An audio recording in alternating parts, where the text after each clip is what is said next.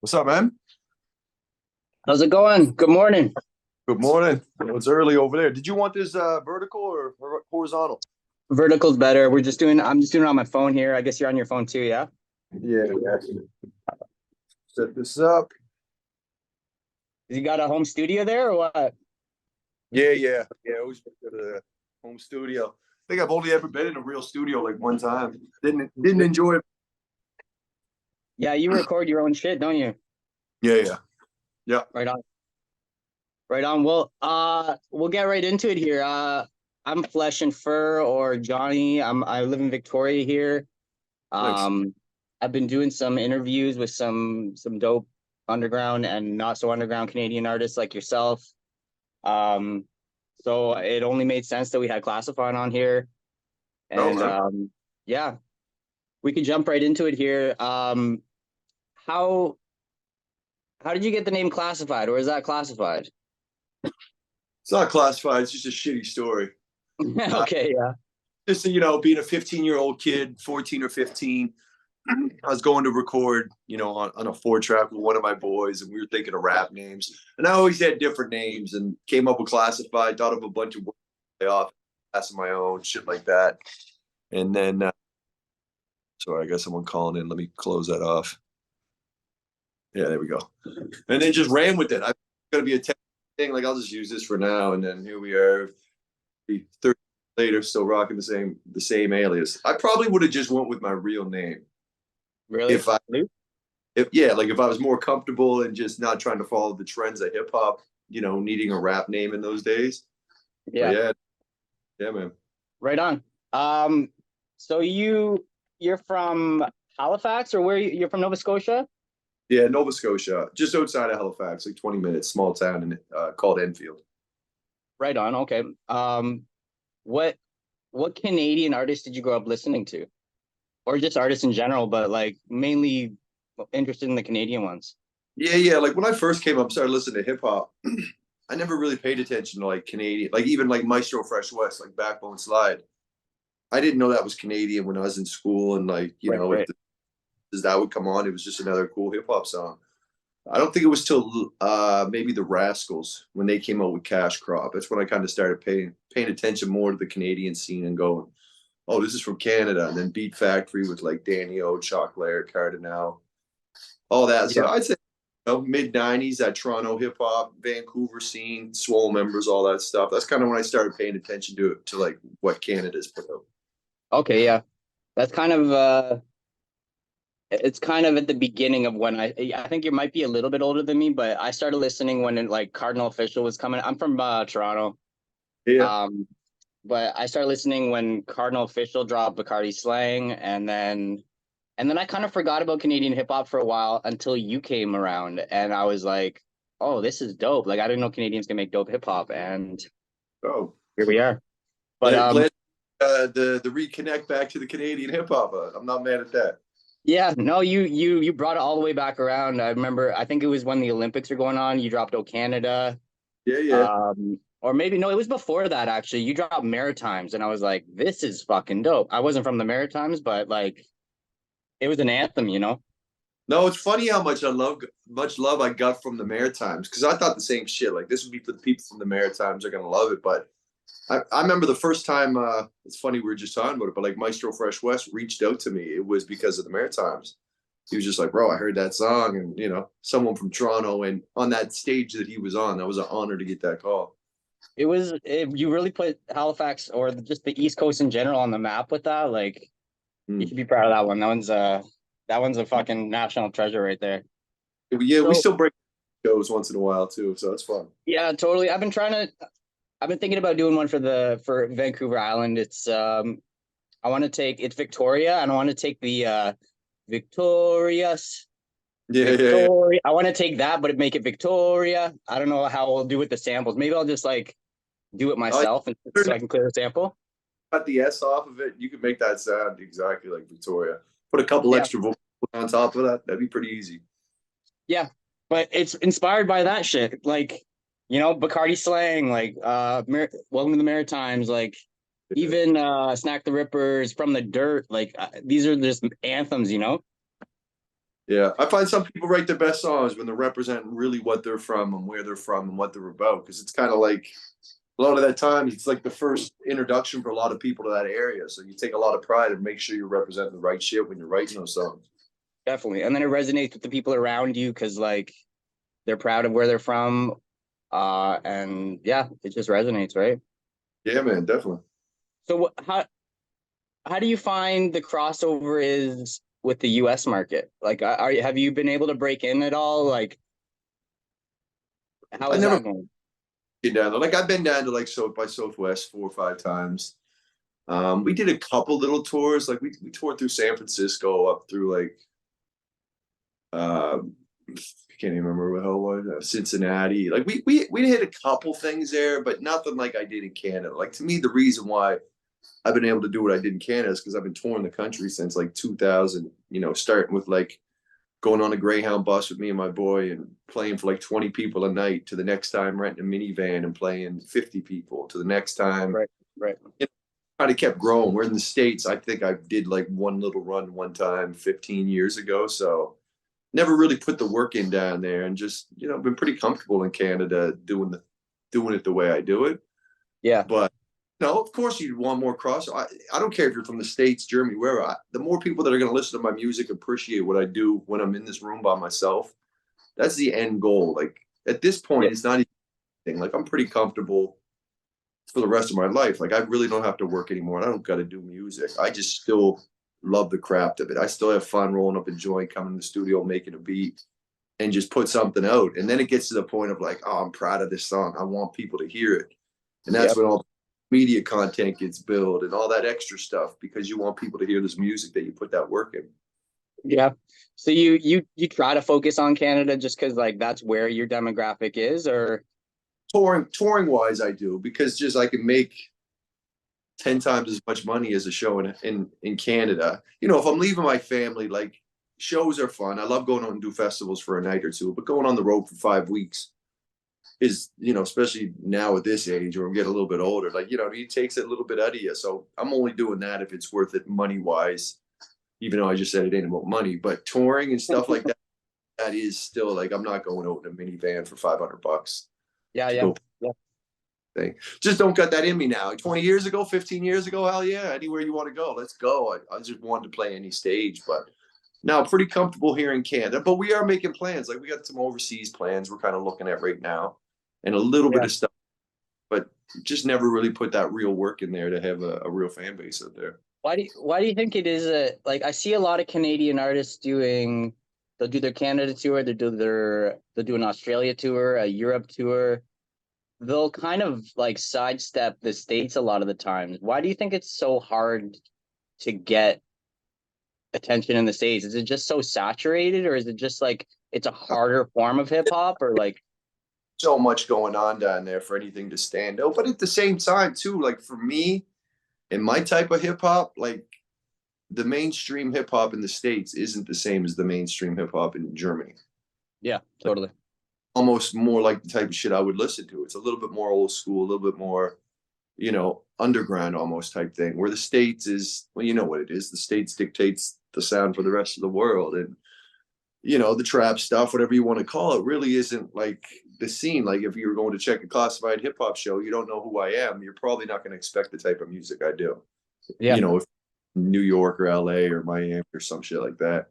So, maybe that's one of the reasons I think the saturation, but I also think artists realize what their sound is and where it might fit in more and what makes sense. yeah, fair enough. Fair enough. I mean, you've got like Drake's obviously crossed over. You've got a song with Tory Lanez who's crossed over, which is amazing. Yeah.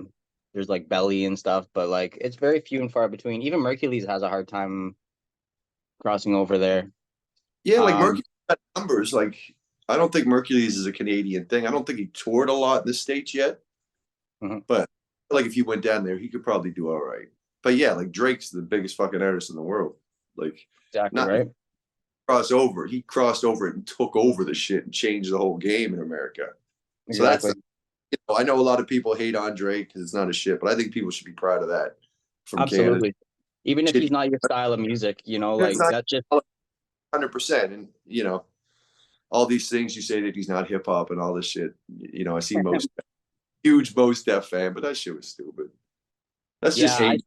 I saw something about him backtracking on that, but I didn't even read it. I don't know. Yeah, same shit. I saw him come out and start talking. I was like, yeah, it's the apology to what ushered a couple of days ago or whatever. Yeah, it was. I just thought it was funny when Drake called him a bohemian bucket. Which means a crackhead. Yeah, exactly. I was like, what the hell does that mean? But when you see that, I'm like, I don't know what happened with Mos Def in the last few years, and maybe he's not doing well. I don't know, but no, shout out to Drake. Yeah, no doubt, no doubt. So speaking of big artists, um, I saw you on Tim Westwood a long time ago Yeah, with yeah. D12, and Tim Westwood's a fucking crazy platform to get on, and then with D12 is another like accomplishment. 5'9" too, which to me is like as good And as it Royce, gets. Yeah, yeah. yeah, that was crazy. So like, which brings me to the question. Like, I'm opening for D12 coming up. I'm really excited about that. I grew up on their shit, but like, Yeah. which brings me to the question. Sorry, what was that? I said, tell Swifty and Kaniva, I said, what's up? I toured with those guys for like 2 months straight on a tour bus. Like, just so we hung out every fucking, we lived together for 2 months. That's amazing, man. That's they got their own little M&M there, eh? Like they just filled in for him. Yeah, yeah. That's crazy. But so, which brings me to the question: like they say never meet your heroes. Like, do you have any instances where like you were disappointed when you met somebody that you were looking up to, or even just conversing with them? Like anything you were disappointed with? Fuck, I'm trying to think of it now. I don't. Like, You don't have to throw anybody under the bus here if you don't want, but I'm just curious. at this point in my life, if someone was an uh first time I met Chaos, which I was a big fan of Chaos, and I met him afterwards, and he was cool. Maybe he was having a bad night, but he gave me no love. I was trying to give him a beat CD back when I first started coming out, and he just turned his back to me at a bar, and I was ready to. I mean, it It was was just pretty. a beat CD. What's up? It was just beats. Just a beat CD. I think I had like 1 or 2 videos on Much Music. This is back in the day, but I was a big Chaos fan, still am. But that was like the only time I think I met someone where I actually got physically, mentally upset and mad, and like, oh, what the fuck is this guy's? You know, Royce Yeah. 5, coolest fucking dude in the world. D12, Snoop Dogg, cool. Joe Budden, he was on a tour with us for a month, so we, you know what I mean. Me and Budden hung over a lot. Raekwon. No, I've been pretty lucky, man. Most of the people I met have always been pretty straight up. Sometimes it takes a second for them to warm up. Like I remember the first time on the D12 Royce and Joe Budden tour, they didn't know who the fuck I was. And I was filling in for Obi Trice. He was supposed to be on the tour, get stopped at the border. Oh shit. Promoter called me. It's like, yo, we need another act. Will you jump on this tour last minute? So I jumped in like the last week. I was like, yeah, fuck it, I'll go.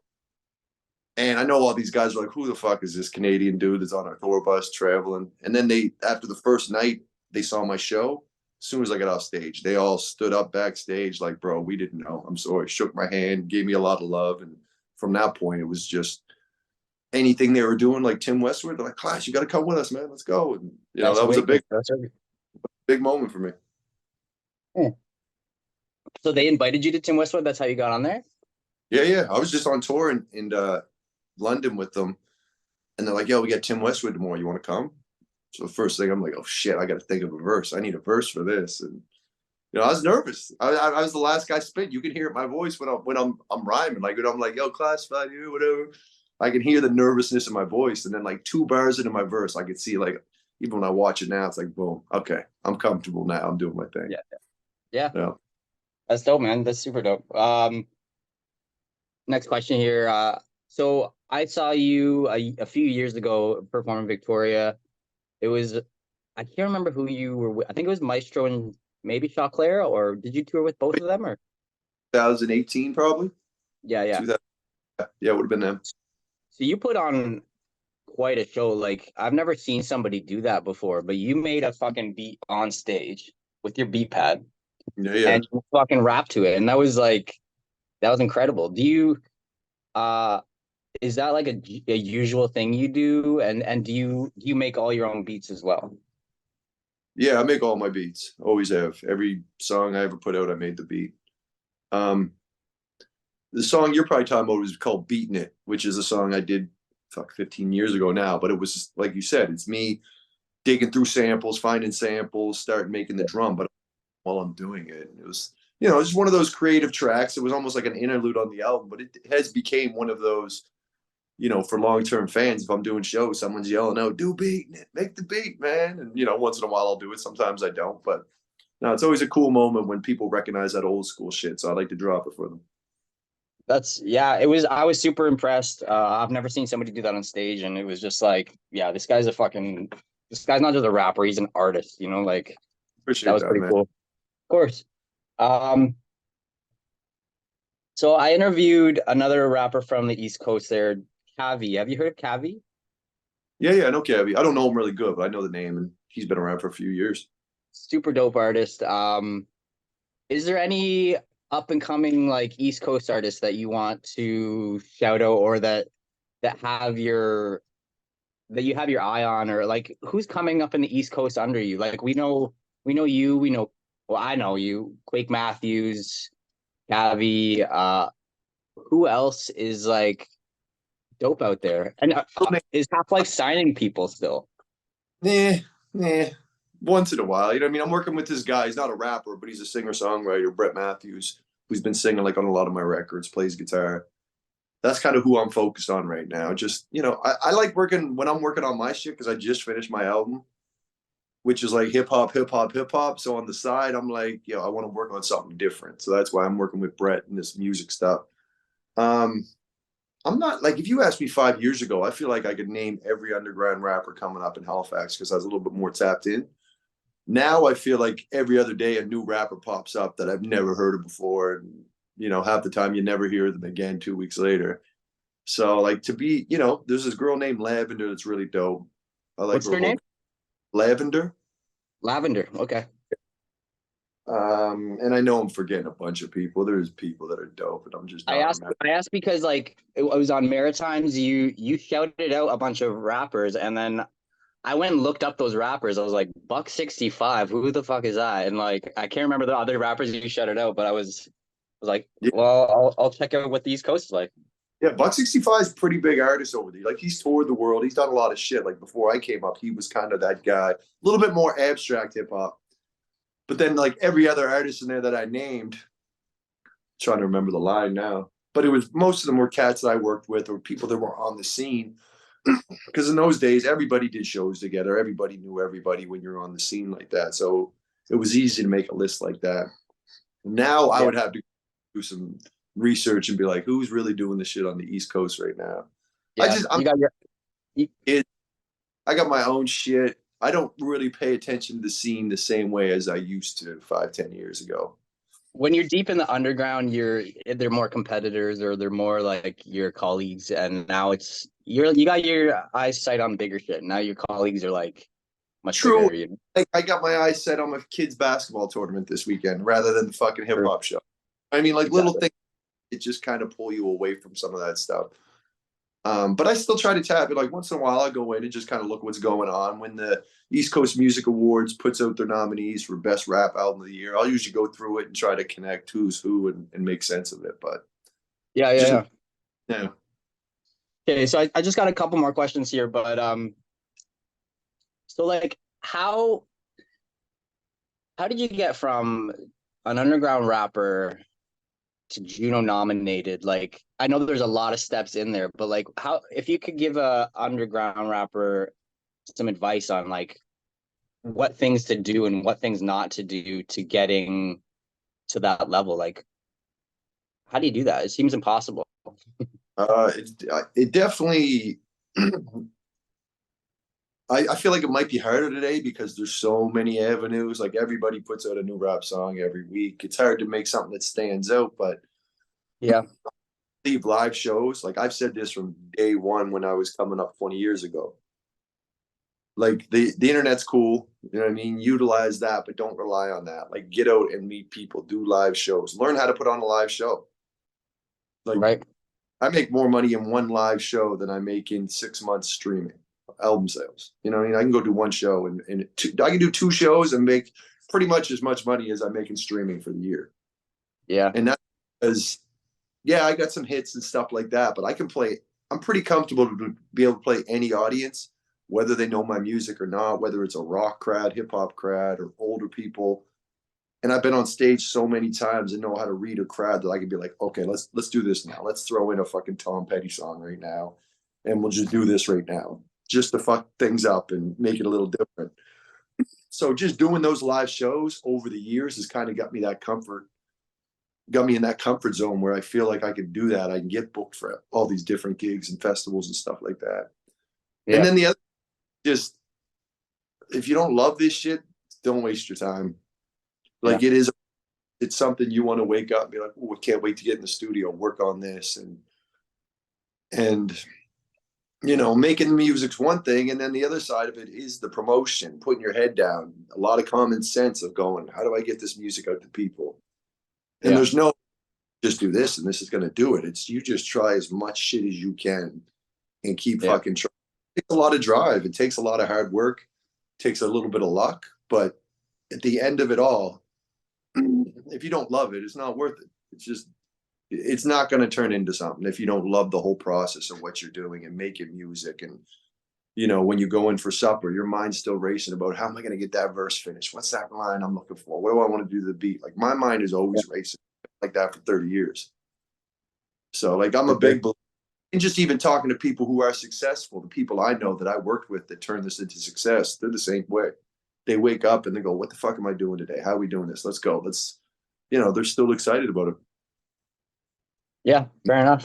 Talking about Maestro, the first time I hung out with Maestro Fresh West in the studio, I couldn't believe it. Like this guy was, you know, 15 years out of doing his big hits, been doing it for 15 years. He got in the studio and the excitement and the energy that guy had was probably more at that time than any other artist I worked with. And I'm like, this is a guy that's already fucking did it. And he has way more energy, way more drive than these cats that have been doing this for 2 years and trying to get going. So when you see shit like that and you see it in all these different artists that became successful, you realize like that's probably the main reason they made it. Yeah. Well, that's dope. Yeah, I appreciate the advice. So what do you have in the works right now? Like what can people keep their eye out for? You got any tours coming up, music videos?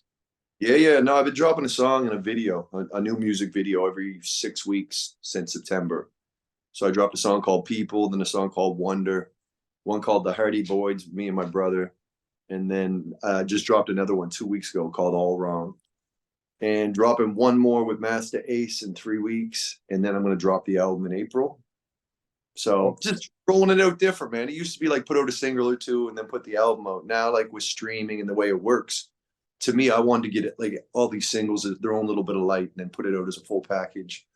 Doing a bunch of festivals in the summer and then a tour in October and November. Nice. That's dope. Hey, I appreciate you jumping on. Yeah, big fan, and keep doing what you're doing, man. You're killing it. Appreciate it, bro. And yeah, sorry about Tuesday. I know I missed that, so I appreciate you coming back off making this work. It's all good, man. Much love. Much appreciated too. We'll talk soon. Peace.